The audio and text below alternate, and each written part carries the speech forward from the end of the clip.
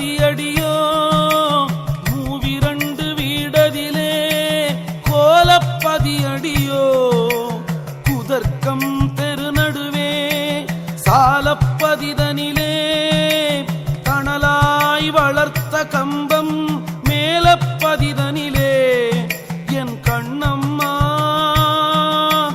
விளையாட்டை பாரேனோ.